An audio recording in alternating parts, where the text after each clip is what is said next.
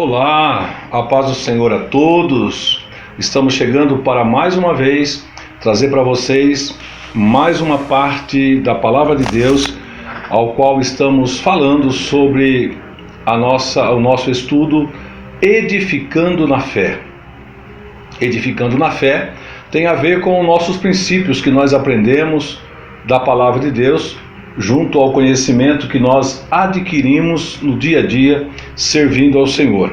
Hoje, porém, quero trazer uma palavra aos irmãos, a você, internauta que nos vê, na primeira carta ou primeira epístola do apóstolo São Pedro, no capítulo de número 4, onde está escrito da seguinte maneira: portanto, uma vez que Cristo sofreu corporalmente, armem-se também do mesmo pensamento, pois aquele que sofreu em seu corpo rompeu o pecado, para que no tempo que lhe resta não viva mais para satisfazer os maus desejos humanos, mas sim para fazer a vontade de Deus.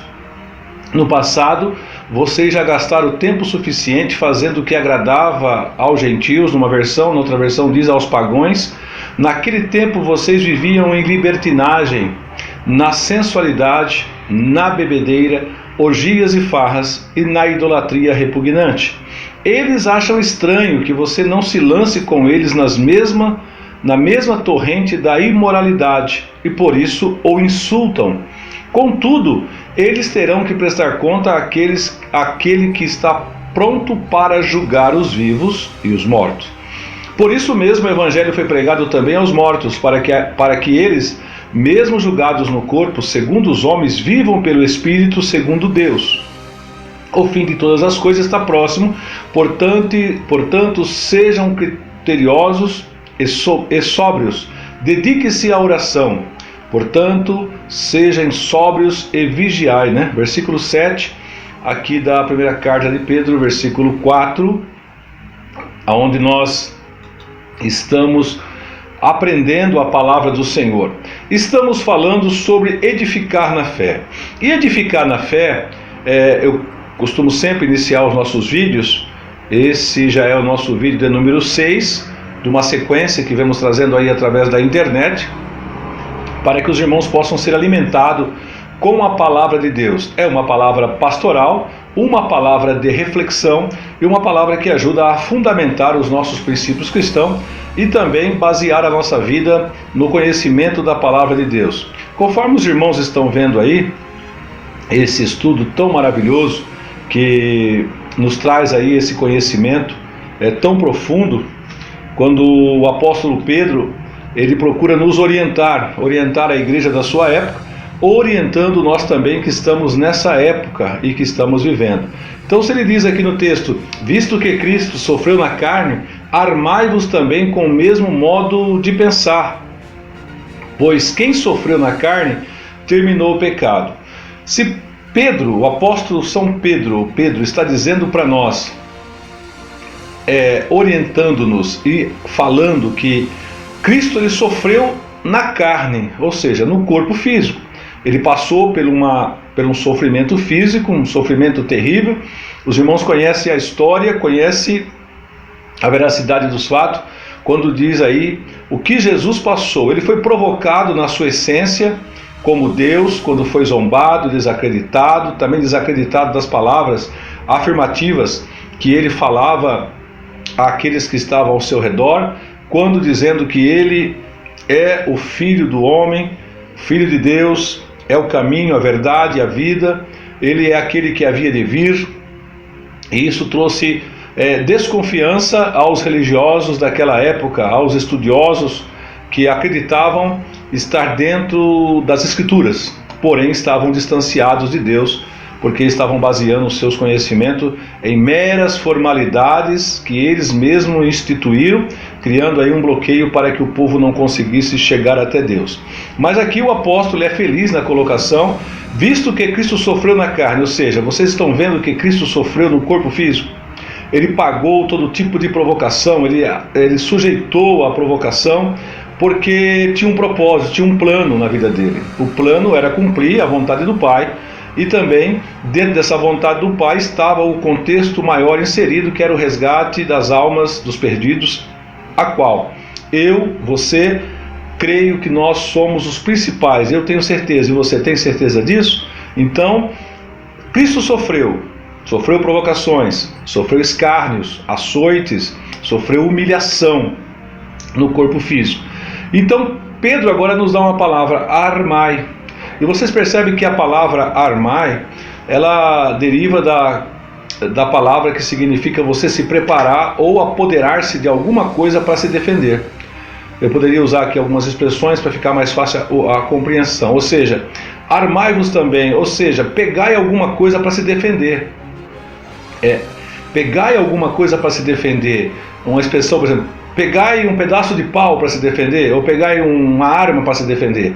A palavra armai significa estar apoiado em alguma coisa a mais, para que isso possa servir para você se defender. Na versão que eu tenho aqui, diz assim: ora pois, já que Cristo padeceu por vós na carne, armai-vos também com este pensamento. Numa outra versão diz, armai com o mesmo modo de pensar. Todavia ambos estão falando da maneira de você preparar a sua mente, a sua cabeça, para que você possa agora ter uma linha de raciocínio preparada para não se corromper. Diante disso, você estando preparado, você está fortalecido no seu conhecimento. E fortalecido no seu conhecimento, você está cheio das informações de Deus, mediante a sua palavra, para lutar contra as forças que combatem contra o nosso intelecto. Porque todo o combate que nós sofremos, embora ele respingue no corpo físico, ele está sempre centralizado em minar as nossas forças, atacando a nossa consciência, o nosso modo de pensar. Alguém pode inserir ou pregar alguma coisa que não é uma coisa correta, e nós podemos fundamentar por um tempo até que tenhamos um conhecimento maior desse ensinamento e confundir a nossa cabeça. Então aqui Pedro recomenda para que nós estejamos preparados, armados, para nos defender do mesmo modo de pensar. Ou seja, se Cristo na carne, em seu corpo mortal de humilhação, ele venceu o pecado. Ele provou que o pecado não consegue corromper o corpo físico. Ele resistiu, ele aguentou, mesmo sendo provocado, ele não se manifestou na forma de vingança, na forma de poder se levantar contra esse povo, né? Por que não lembrar aqui da palavra armai? Vem-nos na mente Efésios capítulo 6, versículo 11 e 13, onde fala sobre as armas da fé, e podemos pensar numa das armas, pelo menos em rápidas palavras, no capacete. Capacete de salvação, a proteção da cabeça, a proteção dos sentidos que direcionam o corpo físico. Então, com o mesmo modo de pensar desse versículo primeiro, é o mesmo modo de agir, de sofrer com paciente disposição o que Deus quer que você sofra. Vou repetir, de sofrer com paciência, à disposição o que Deus quer que você sofra. Deus não tem prazer no seu sofrimento. Deus não tem prazer. E Deus não quer que você sofra, né? Mas à disposição, por causa das coisas de Deus, nós somos colocados numa situação para sofrer essas lutas, essas batalhas que atingem os nossos pensamentos e atingem também o nosso corpo físico. Passar fome, moradia, sofrer doenças, às vezes incompreensão por parte dos nossos amigos, líderes, pai, família, etc. Também isso faz com que somos provados no nosso modo de pensar. Mas se a nossa mente estiver armada, guarnecida, que vem de guarnição, de proteção, então não seremos atingidos. Assim como Cristo sofreu na carne, né? Padeceu na carne e cessou o pecado, não conseguiu destruir, ele venceu o pecado, né? Eu acho que a tradução ficaria mais fácil para entender essa expressão, assim, pois quem sofreu na carne terminou o pecado. Então essa forma, quem sofreu primeiro? Cristo, em sua pessoa, o crente com proposição geral. Ou seja, quem sofreu? Cristo sofreu, nós também devemos sofrer as consequências naturais, dando prova da nossa fé, da nossa confiança em Deus. Assim estaremos edificando a nossa fé. Uma vez que você arma a sua mente, você prepara o seu corpo físico em santidade, em adoração ao Senhor, nós estaremos sim preparados. Também diz que aquele que venceu, terminou, cessou o pecado, literalmente foi feito cessar, obteve pelo próprio fato de ter sofrido de uma vez por todas uma interrupção do pecado, que até então estava sobre ele. Pode ler Romanos 6, do 6 ao 11, especialmente 1 Pedro 4, 7, o cristão é pela fé um com Cristo, assim como estão em Cristo pelas mortes judicialmente libertos do pecado. Assim, o cristão que morreu na pessoa de Cristo não tem mais relação com ele judicialmente, ou seja, a lei não pode puni-lo, e não deveria ter mais relação com ele ou com a carne. A carne é a esfera na qual o pecado tem lugar. É um terreno fértil para que o pecado domine os nossos sentidos, a nossa mente, o nosso coração, e amarrados e presos, nós não consigamos vencer os desejos da carnalidade, né? Vamos pegar algo bem prático. Por exemplo, tem pessoas que têm tendência para a promiscuidade, outros para a glutonaria, outros para a jogatina, outro para a inveja e outras coisas mais, que acaba atingindo a moral do ser humano, corrompendo os seus sentidos e fazendo a pessoa ser limitado na sua compreensão para com as coisas de Deus. Eu sei que os irmãos aí estão ouvindo e meditando nessa palavra. Eu tenho mais um pouquinho para falar para vocês. Não sei se vai dar para falar do texto, porque o tempo passa muito rápido. Mas inclusive eu trouxe esse ensino para a igreja ontem, e eu creio que foi de grande valia para os irmãos que ali estavam. Então aí está, vencendo pela palavra de Deus o pecado, fortalecendo a fé, edificando a nossa vida, crescendo em conhecimento e graça. Ainda no versículo 2, diz: para que no resto do tempo na carne não vivais mais segundo os maus desejos humanos, mas sim segundo a vontade de Deus. Na minha versão aqui também diz: para que no tempo que vos resta na carne não vivais mais segundo a concupiscência dos homens, mas segundo a vontade de Deus. Ou seja, não viva mais segundo os maus desejos humanos. O interessante é que, embora liberto do pecado, servindo a Deus, estando na igreja, eu acredito que todos têm esse pensamento, é que dentro da nossa mente tem sempre uma tendência a desejar, por exemplo, as coisas que o mundo oferece, por exemplo, a luxúria, a riqueza, os bens materiais, e outras pessoas em tendências até mesmo da prática de pecado, de orgias e outras coisas mais. Então, irmãos, nós devemos entender que esses maus desejos não devem fazer parte mais dos nossos pensamentos, mas agora cumprir o desejo, sim, a vontade de Deus em nossa vida. Para que o crente que de uma vez por todas obteve o fim do pecado pelo sofrimento na pessoa de Cristo, isso é, em virtude da sua união com Deus crucificado, né? Se ele obteve agora essa virtude, a união que ele tem com Deus, porque a partir do momento que você entregou sua vida nas mãos do Senhor, o Senhor passou a fazer parte da sua vida. Você então agora já não é mais dono do seu ser físico, apesar que a gente nunca foi, né? Mas agora existe um que domina sobre a sua vida, que é os princípios de Deus, é o Senhor Jesus Cristo que está sobre a sua vida. E essa virtude, ela foi adquirida por nós pelo sofrimento de Cristo na cruz do Calvário. No resto do tempo da carne, não viva mais segundo os maus desejos, mas sim segundo a vontade de Deus. Aplique a vontade de Deus na sua vida, nos seus projetos, no seu casamento, na educação, formação de um lar, na criação dos filhos, na aquisição de bens e patrimônios físicos para a elaboração da sua estabilidade financeira na face da terra. Para você, irmão, irmã, que serve ao Senhor e tem o objetivo de ser um obreiro, que trabalhe com a obra de Deus, aplique isso para o crescimento espiritual daqueles que dependem dos seus ensinamentos, aqueles que dependem da sua orientação. O grego tem a preposição dentro, aqui, em, né? Quando diz na carne aí. Quanto a Cristo, prova que a referência aqui não é Cristo, mas o crente, cujo tempo restante para glorificar a Deus é curto. Viver no sentido mais verdadeiro, pois até agora ele está morto.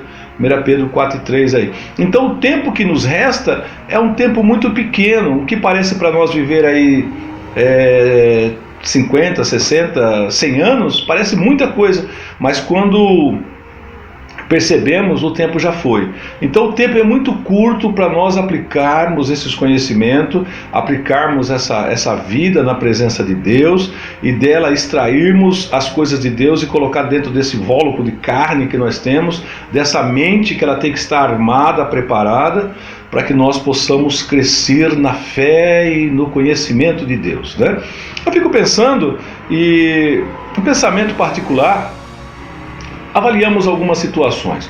Numa luta de boxe, ou essa luta que tem aí de MMA, ou num jogo de futebol, ou alguma coisa que você sempre tem a tendência de tirar do outro aquilo que ele acredita que tem. Por exemplo, no futebol, o objetivo é vencer o time opositor. E a fazer com que você seja ovacionado, aí glorificado, né? Você conseguiu, mas o outro foi humilhado porque não teve a capacidade ou não conseguiu vencer as suas forças. Assim como na luta física, onde trocam-se socos, pontapés e pancadas, também é humilhante um ser humano espancando o outro, né? Tentando tirar suas forças, minar suas forças e mostrando que ele é melhor do que o outro. Isso faz humilhação, causa aí, logicamente, a concupiscência, o desejo da carne é humilhar o oponente, é colocá-lo para baixo, é dizer que você é melhor. Isso te coloca numa posição, envolve a luxúria, porque tem dinheiro nisso, né? Assim como em todos os jogos, e alguns cristãos às vezes não se cuidam disso e acabam torcendo para isso, mas se você analisar friamente, você vai ver que é um mal praticado por alguém para, ou seja, em troca de dinheiro, ou diz que é profissão, alguma coisa, mas na verdade é colocar o outro na posição de humilhado, para baixo, né? Humilhar o outro com a tendência de você ficar melhor do que ele ou provar que você é melhor. Então o texto aí diz para que no resto do tempo na carne não viva mais segundo os maus desejos humanos, né? Não vivam mais os desejos humanos, mas sim a vontade de Deus.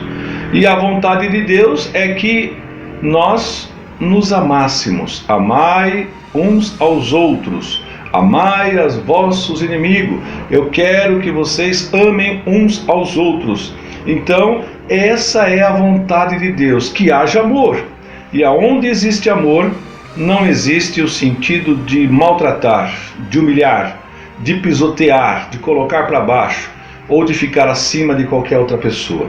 Há muitos que se julgam cristãos preparados para o arrebatamento da igreja, mas a sua vida é uma vida de massacre sobre outras pessoas. É uma vida oportunista que visa tirar o bem-estar físico, ou se não for físico, moral, ou até financeiro de outra pessoa, sugando as suas forças, às vezes mentais, com chantagens, e até mesmo usando a mentira, e até sugando valores financeiros para poder dizer que estão praticando bem, quando na verdade estão aí cumprindo os maus desejos humanos. Você está aprendendo a palavra de Deus? Você está gostando desse ensinamento? Então entre aí e comente, né? Comente para ajudar outras pessoas. Eu não estou aqui tentando convencer você, estou falando a palavra de Deus. Vamos para mais um versículo. Eu creio que não vai dar para falar tudo não, porque senão vai ficar muito longo o vídeo. Eu creio que eu já gravei mais ou menos uns 15 minutos aproximadamente. Versículo 3: pois já basta no tempo passado, temos feito a vontade dos pagãos ou dos gentios numa outra versão, e andando em promiscuidade, desejos maliciosos, bebedeiras, orgias, festas de embriaguez e abomináveis idolatrias. Quanta coisa errada, irmãos, na nossa ignorância nós já praticamos. Dá licença. Já praticamos muitas coisas, já violamos diversos mandamentos, já causamos muitos transtornos a nós mesmos, a nossa família no passado. Quantos de nós éramos perdidos, ébrios, viciados, enganadores, falsos, mentirosos, mas agora nós fomos libertos. Andávamos nos desejos do mundo, no desejo pagão, no desejo da promiscuidade carnal, no desejo carnal da vida, né? Vivíamos isso. Então, coisas abomináveis. Pensa bem, irmãos, quanta coisa, né? Abomináveis idolatrias, idolatria sem lei, violando a lei mais sagrada de Deus. Não que todos os leitores de Pedro, né, você pode ler depois 1 Pedro 1:1, andassem nelas, mas muitos, a saber, viviam na parte gentia, na parte do mal. Então, meus queridos irmãos, que Deus possa nos libertar disso. Aqui está uma parte, eu vou só correr o versículo agora porque está ficando muito longo o tempo. O versículo 4 diz assim: como eles estranham-vos, não agirdes como eles que correm. Desculpa, estou com outra versão aqui. Como eles estranham vós, não agirdes como eles, que correm em busca de extrema devassidão, por isso falam mal de vós. Na outra versão diz assim: e acham estranho não correrdes com ele o mesmo desfriamento de dissoluções, blasfemando de vós. Ou seja, o povo que não segue, não tem temor de Deus, eles não conseguem entender os nossos princípios, eles não conseguem entender a nossa vontade. Eles zombam, não zombam? Eles não humilham, eles não falam mal de nós, não nos atacam. E esses ataques é por quê? Eu penso semelhantemente àquele bichinho que, quando começa a entardecer, especialmente nas fazendas, ou nas casas ribeirinhas, ou nas casas da periferia, aparece aqueles siriris, alguém chama até de aleluia, né? E aquilo vem de encontro com a luz e vai voando, voando, voando, até que depois morrem todos.